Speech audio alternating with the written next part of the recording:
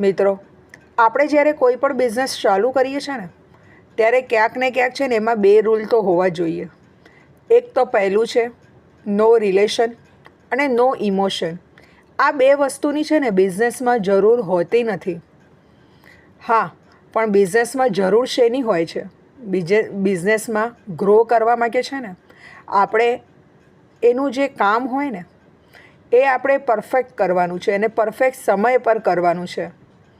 અને આપણે જેની કિંમત રાખીએ છીએ એ પણ આપણે પરફેક્ટ માર્કેટ રિવ્યૂ પ્રમાણે આપણે રાખવાની છે.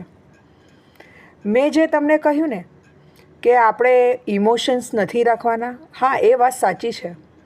પરંતુ આપણે છે ને સ્વયંના ઇમોશન તો હંમેશા આપણે જીવંત રાખવાના છે.